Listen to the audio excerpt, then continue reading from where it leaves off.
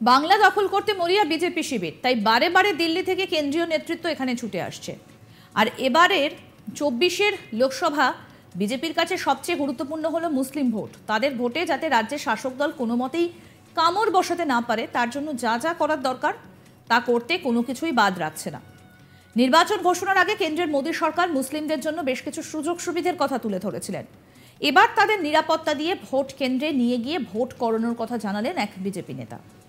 তিনি বলছেন যে ভোটের দিন আপনারা এক জায়গায় জড়ো হবেন, কেন্দ্রীয় বাহিনী আপনাদের নিয়ে গিয়ে আই কার্ড দেখিয়ে ভোট দেবেন। পঞ্চায়েতের মতো ভোট হবে না, চটি পড়া পুলিশ ভোট করবে না। প্রতি বুথে ৬ জন করে কেন্দ্রীয় বাহিনী থাকবে, ওয়েব ক্যামেরা থাকছে, চুরি করলেই ধরবেন, আমরা সঙ্গে আছি। আর এই কথা দিয়েছেন কে জানেন? এই কথা দিয়েছেন রাজ্যের বিরোধী দলনেতা শুভেন্দু অধিকারী। তিনি কি বলেছেন শুনুন। আপনাদের ভোট দিতে বাধা দিবে? বাপি বাবু মন্ডল প্রেসিডেন্টকে দায়িত্ব দিয়েছি, তালিকাটা করে আমাকে দেবেন।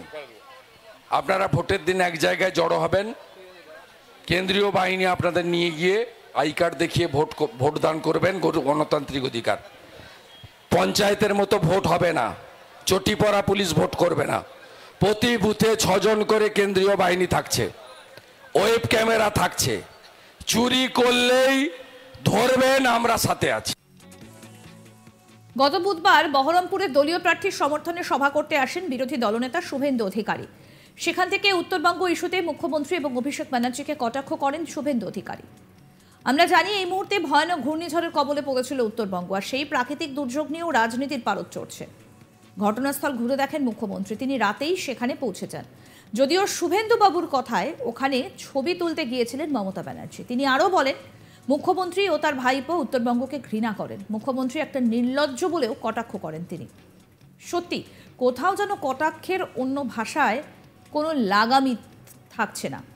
শুভেন্দুবাবু বলছেন, মুখ্যমন্ত্রী মাঝরাতে গিয়েছিলেন হিচমেরি ফটো করতে, এছাড়াও চাল সাথে নৃত্য করেছেন।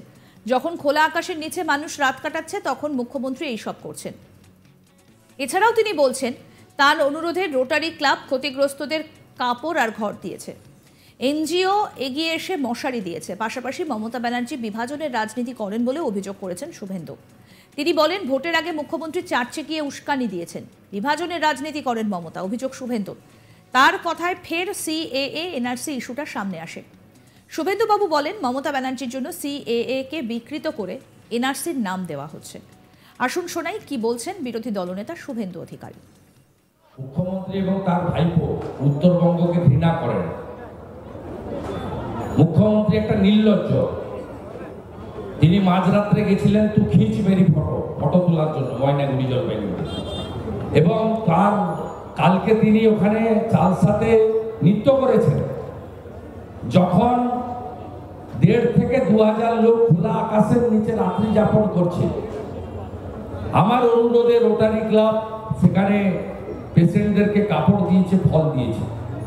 আজকে একটা এনজিও ১,০০০ মশারি দিয়েছে। সেখানে মুখ্যমন্ত্রী কালকে নেচেছেন।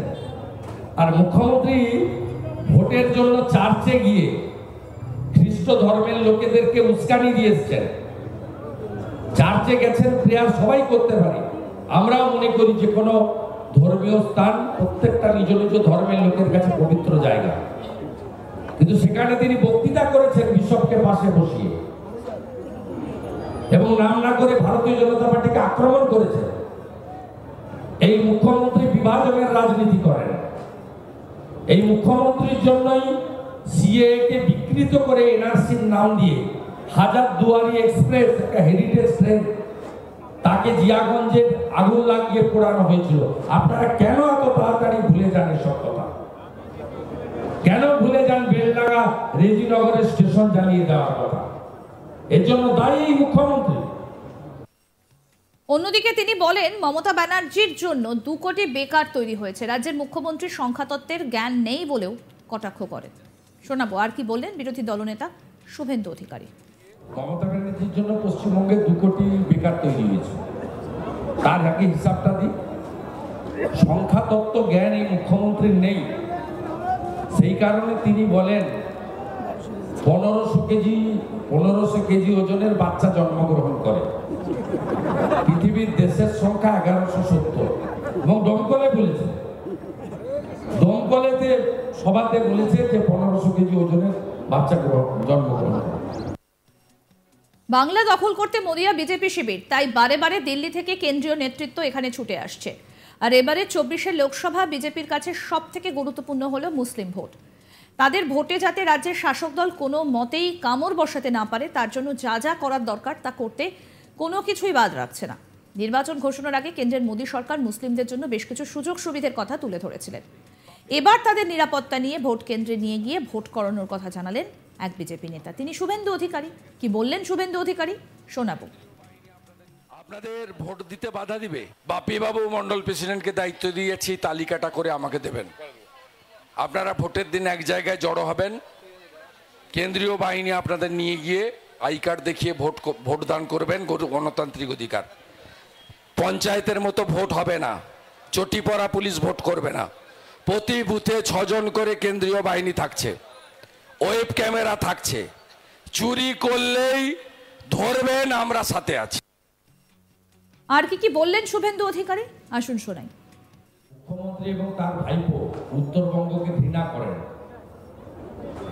মুখ্যমন্ত্রী একটা নির্লজ্জ। তিনি মাঝরাত্রে গেছিলেন তু খিঁচ মেরি ফটো তোলার জন্য ময়নাগুড়ি জলপাইগুড়ি, এবং তার কালকে তিনি ওখানে চালসাতে নৃত্য করেছেন। যখন 1,500 থেকে 2,000 লোক খোলা আকাশের নিচে রাত্রি যাপন করছে, আমার অনুরোধে রোটারি ক্লাব সেখানে পেশেন্টদেরকে কাপড় দিয়েছে, ফল দিয়েছে।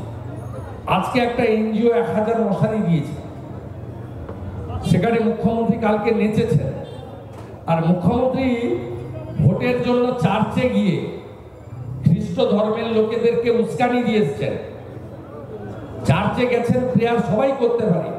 আমরাও মনে করি যে কোনো ধর্মীয় স্থান প্রত্যেকটা নিজ নিজ ধর্মের লোকের কাছে পবিত্র জায়গা, কিন্তু সেখানে তিনি বক্তৃতা করেছেন বিশপকে পাশে বসিয়ে, এবং নাম না করে ভারতীয় জনতা পার্টিকে আক্রমণ করেছেন। এই মুখ্যমন্ত্রী বিভাজনের রাজনীতি করেন। এই মুখ্যমন্ত্রীর জন্যই সিএএ কে বিকৃত করে এনআরসির নাম দিয়ে হাজারদুয়ারি এক্সপ্রেস, একটা হেরিটেজ ট্রেন, তাকে জিয়াগঞ্জে আগুন লাগিয়ে পোড়ানো হয়েছিল। আপনারা কেন এত তাড়াতাড়ি ভুলে যান এসব কথা? কেন ভুলে যান বেলডাঙ্গা রেজিনগরের স্টেশন জ্বালিয়ে দেওয়ার কথা? এর জন্য দায়ী এই মুখ্যমন্ত্রী। মমতা ব্যানার্জির জন্য পশ্চিমবঙ্গে 2 কোটি বেকার তৈরি হয়েছে। তার আগে হিসাবটা দিই। সংখ্যা তত্ত্ব জ্ঞান এই মুখ্যমন্ত্রীর নেই। আরো আপডেট পেতে দেখতে থাকুন আজ তাক বাংলার ইউটিউব চ্যানেল, সাবস্ক্রাইব করুন।